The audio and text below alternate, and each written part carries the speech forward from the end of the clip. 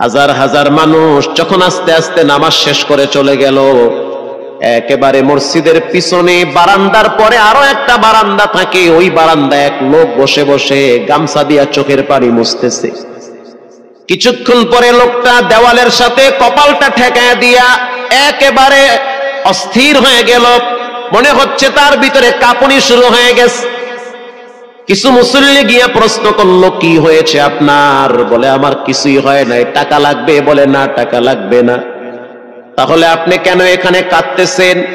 বলে আমি এমনি কাঁদতেছি, এটা কষ্টের কান্না না, এটা খুশির কান্না। এটা কষ্টের কান্না না, এটা খুশির কান্না, আনন্দর কান্না। আল বুকাউ মিনাল ফারাহ, অতি সুখে মানুষ কখনো কখনো কেঁদে দেয়, চোখের পানি ছেড়ে দেয়। ইমাম সাহেব বলল, পিছনে কে? লোকটা তাকে সামনে নিয়ে আসে। এবার লোকটাকে যখন কিছু দূর সামনে আনা হইল, ওই বাচ্চা দুইটা মসজিদের ভিতর থেকে দৌড় মাইরা গিয়া বলতে আছে, এই লোকটা আমার আব্বা, ইনি আমার আব্বা হয়। ধমক দিবেন না, রাগ করবেন না, আমার আব্বা ঢাকা শহরে রিক্সা চালায়। রিক্সা চালায় চালায় আমাদের দুইটা ভাইরে কোরআনের হাফেজ বানাইছে। ইমাম সাহেব ধমক দিয়া বলতে আছে, আপনি কেন দেরি করলেন? আগে কেন আসলেন না? রিক্সাওয়ালা বলতে আছে, আমি যদি আগে আসতাম আর যদি পরিচয় দিতাম আমি রিক্সাওয়ালা, হয়তো আমার বাচ্চা দুইটারে মানুষ খোটা দিবে যে রিক্সাওয়ালার পোলা। এজন্য আমি আসি নাই। দূর থেকে নামাজে কোরআন তেলাওয়াত শুইলা আবার আস্তে করে দূরে চলে যাই। মাঝে মাঝে বাচ্চা দুইটার সাথে দূর থেকে আইসা দেখা করি। এটাই হলো কোরআনের বরকত। পরে শুনতে পারলাম এই বাচ্চা দুইটার মাও নাকি গাড়ি অ্যাক্সিডেন্টে মারা গেছে। লাশ পড়ে আছে সেই কুড়িগ্রামে। একটা ছেলের নাম জুবায়ের আর একটার নাম হলো তালহা। রিক্সাওয়ালা বলতে আছে, আমার আফসোস নাই, কষ্ট হলো এক জায়গায়, সেটা হলো ঈদের সময় বাচ্চাগুলা তো বাড়িতে যাবে, বাড়িতে যাওয়ার পরে দেখবে ওদের মায়ের লাশ কবরে পড়ে আছে। ডানে বামে মাটি, সামনে পিছনে মাটি, মাটির ঘর, অন্ধকার কবরে মা ঘুমায়। ঈদের দিন এমন কোন দরদি নাই যে আমার বাচ্চাগুলারে সান্ত্বনা দিবে। গত ঈদেও দেখছি বাচ্চা দুইটা মায়ের কবরের পাশে দাঁড়ায় দাঁড়ায় লম্বা টাইম কেঁদেছিল। আমাদের ঘরে কোনো ঈদ নাই। রিক্সাওয়ালাকে সান্ত্বনা দেওয়া হইল, নসিব আপনার ভালো, কপাল খুলে গেছে। দুইটা সন্তান হীরার টুকরা এমন ভাবে তৈরি করেছেন, মনে হইতেছে জিন্দা কোরআন হাঁটতেছে। এজন্য সন্তানগুলাকে দিনদার বানান, ঠকবেন না। নিয়োগ দেওয়া হবে কেন্দ্রীয় মসজিদে। অনেক হাফেজে কোরআনরা সিরিয়াল ধরেছে, তারাবি পড়াবে। কার মনে না চায় এত বড় এক মসজিদে আমি যদি চান্স পাইতাম তো আমার কপালটা খুলে যেত। শুক্রবার দিন সবাই দরখাস্ত রাখলো, ইন্টারভিউ শুরু হয়ে গেল। পরের জুমায় অসংখ্য ছাত্রদেরকে দেখছি খতমে তারাবির জন্য ইন্টারভিউ সিরিয়াল দিয়েছে। ইন্টারভিউ বোর্ডের ভিতরে আমি ছিলাম। কয়েকজন হাফেজকে আমরা সিলেকশন করছি যে এদেরকে নেওয়া হবে। এদের তেলাওয়াত সুন্দর, পড়াও বড় মজার। আমরা কাগজগুলো এক জায়গায় জমা করছি। পরের জুমায় আমরা ঘোষণা দিয়ে দিব কোন মায়ের সন্তান চান্স পাবে। পরের জুমায় যখন জুমার নামাজের পর 3টার দিকে যখন আমরা বসে বসে ফলাফলগুলা দেখতেছি যে কাকে কত নাম্বার দেওয়া হয়েছে, দরওয়াজা লাগায় দিছি, জানলা লাগায় দিছি, এসি ছেড়ে দেওয়া হয়েছে, সব লাগানো, বাহির থেকে কিছুই দেখা যায় না। ইন দি মিন টাইমে মসজিদের বারান্দার দরওয়াজায় কে যেন নক করতেছে। খাদেম সাহেব আস্তে করে জালনা খুইলা উকি মাইরা দেখতেছে যে 2টা ছোট বাচ্চা বাহিরে দাঁড়িয়ে আছে, একেবারে অল্প বয়স। খাদেম প্রশ্ন করলো, তোমরা কারা, কেন আসছো? বলে আমরা 2 জন আসছি খতমে তারাবির ইন্টারভিউ দেওয়ার জন্য।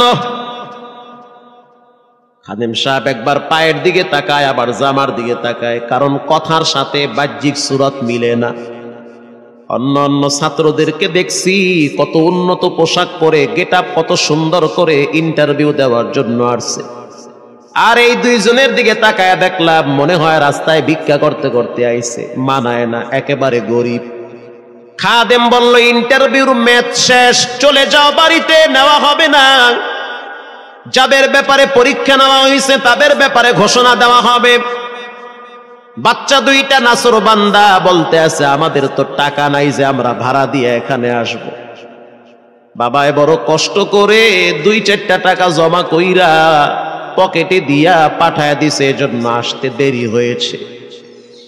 খাদেমের বড় মায়া লাগছে, কারণ খাদেমও গরিবের সন্তান। ভিতরে গিয়া মুয়াজ্জিম সাহেবের বলতে আছে, ও ভাই, বাহিরে 2টা বাচ্চা দাঁড়ায় আছে, ওরা নাকি হাফেজে কোরআন, কিন্তু দেখলে তো মানায় না। মুয়াজ্জিম সাহেব ধমক দিয়া বলতে আছে, কোনো সুযোগ নাই, তাড়ায় দাও। খাদেম গিয়া ইমামের কানে কানে বলতে আছে, হুজুর, বাহিরে 2টা বাচ্চা দাঁড়িয়ে আছে, চেহারার ভিতরে এত মায়া, কিন্তু বাহ্যিক সুরত মিলে না, ওরা নাকি কোরআনের হাফেজ।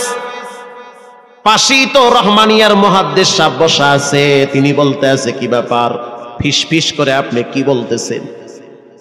বলে, হুজুর, বাহিরে 2টা বাচ্চা দাঁড়িয়ে আছে, তারা খতমে তারাবির ইন্টারভিউ দিতে চায়। মুহাদ্দিস সাহেব বলল, কোনো কথা নাই, আল্লাহর ঘরের দরওয়াজা খুলে দাও, এখানে কোনো পার্সিয়ালিটি চলবে না।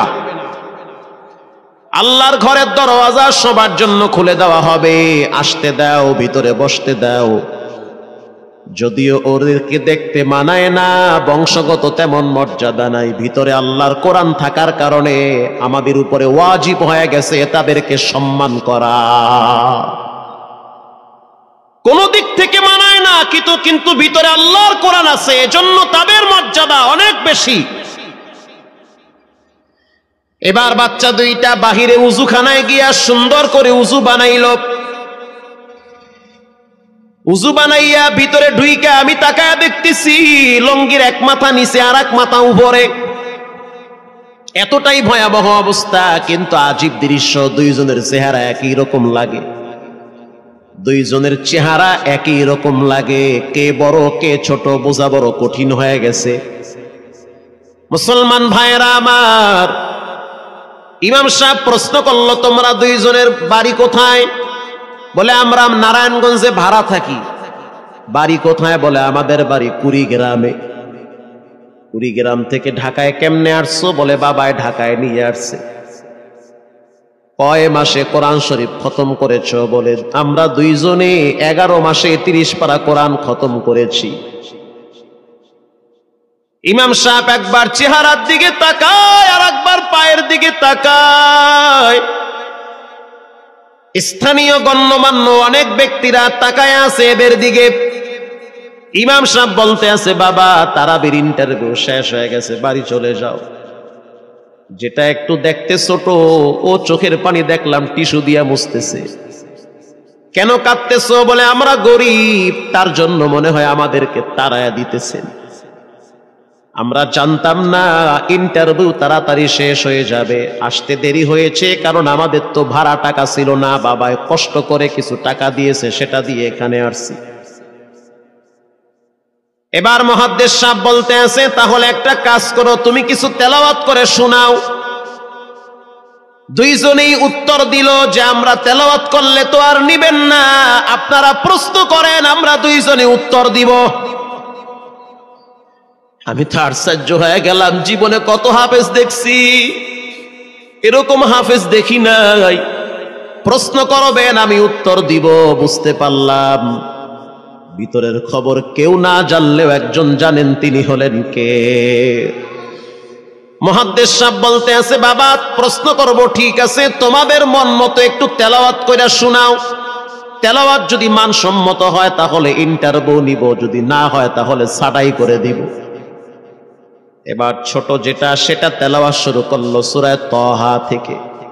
তাহা মা আনজালনা আলাইকাল কুরআনা লিতাশকা। এত সুন্দর পড়া মনে হইতেছে, আসমান থেকে কোরআন নাজিল হইতেছে। এত সুন্দর পড়া, কত রঙের ঢঙের পড়া শুনলাম, এই পড়া কোনোদিন শুনি নাই। আমি তাকায় দেখলাম স্থানীয় টিউনো সাহেবের চোখের পানি বায়া বায়া পড়তেছি। ইশারা দিতে আছে আরো তেলাওয়াত করতে বলেন। এই পড়া তো শুনলে আমার দিলের ময়লাগুলা কাটে। আল্লাহর ঘরে যখন গেছি বাইতুল্লাহ ফজরের টাইমে ইমাম সাহেব তেলাওয়াত করলে যেমন মনে হইতে আছে ওই কোরআনের আওয়াজটা এখন এই মসজিদে বাজতেছে। ছোট বাচ্চাটা তেলাওয়াত করলো, বড় সন্তানটাও তেলাওয়াত করলো। এবার যারা হাফেজ সাহেব ছিল তারা প্রশ্ন শুরু করলো। যেখান থেকে প্রশ্ন করে পৃষ্ঠা ঠেকায়া দেয়, একটা জায়গায়ও আটকাইতে পারে না। এমনকি বাচ্চা দুইটা এটাও বলেছে যদি আপনাদের যদি ধৈর্য থাকে তো আমরা দুইজনে পুরা 30 পারা এখানে এক দাঁড়ানে পড়ায়া দিব। আশা করি একটাও বাঁচবে না। এত সুন্দর পড়াশোনার পরে মোতাওয়াল্লি সাহেব বলল সব বাদ, আমার কাছে এই দুইজনই পছন্দ হয়েছে। এই দুইজন রে মোতাওয়াল্লি সাহেব দাঁড়াইতে পারে না, হুইল চেয়ারে বসে থাকে, কাছে ডাইকা বুকের সাথে জড়ায়া ধরছে আর বলতে আছে আল্লাহ, এমন একটা সন্তান যদি আমার থাকতো জীবনটা ধন্য হয়ে যেত। আমার মৃত্যুর পরে একটু হইল তেরা কোরআন তেলাওয়াত করতে পারত। নিয়োগ হয়ে গেল, তারাবি শুরু হয়ে গেছে। মোহাম্মদপুর থানায় গিয়ে খবর নিয়ে দেখেন অনেক পুলিশরা এই বাচ্চার পিছনে দাঁড়ায় দাঁড়ায় নামাজ পড়ে চোখের পানি ছেড়ে কেঁদেছে। শুধু তাই নয়, অনেক হিন্দু মহিলারা পর্যন্ত রাস্তায় হাঁটার সময় তেলাওয়াতের আওয়াজে দাঁড়ায় দাঁড়ায় কোরআন শ্রবণ করেছে।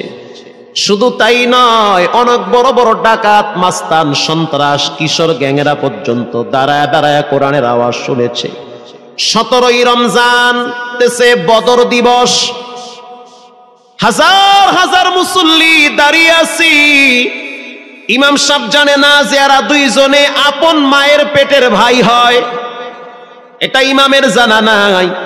দুইজনে তারাবি চলতে আছে, চমৎকার পড়া, পিছনে শত শত মাওলানা মুফতি দাঁড়ায় থাকে। মনে হইতেছে তেলাওয়াতের আওয়াজে আর এক জগতে হারিয়ে যায়, এত সুন্দর পড়া।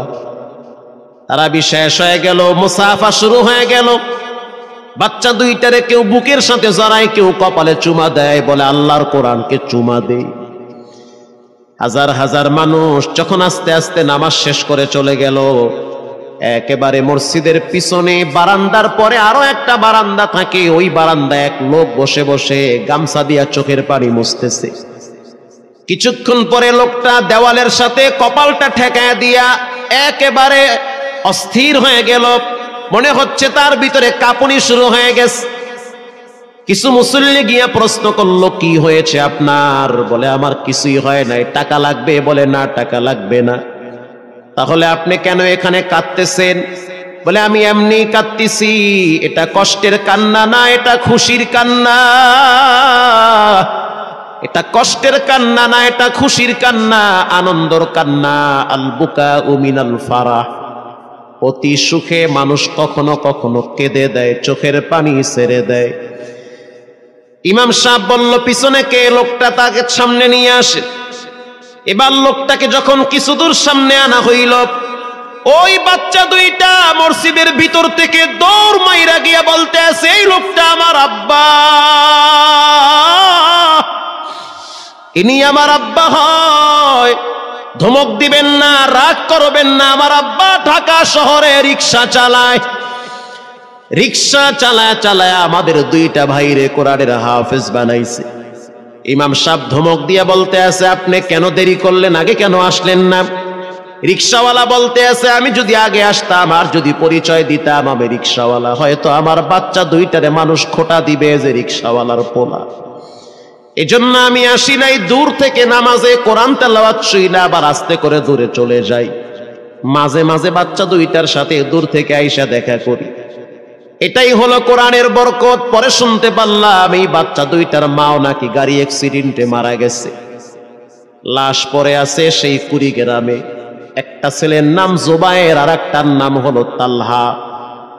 রিক্সাওয়ালা বলতে আছে, আমার আফসোস নাই, কষ্ট হলো এক জায়গায়, সেটা হলো ঈদের সময় বাচ্চাগুলা তো বাড়িতে যাবে, বাড়িতে যাওয়ার পরে দেখবে ওদের মায়ের লাশ কবরে পড়ে আছে। ডানে বামে মাটি, সামনে পিছনে মাটি, মাটির ঘর, অন্ধকার কবরে মা ঘুমায়। ঈদের দিন এমন কোন দরদি নাই যে আমার বাচ্চাগুলারে সান্ত্বনা দিবে।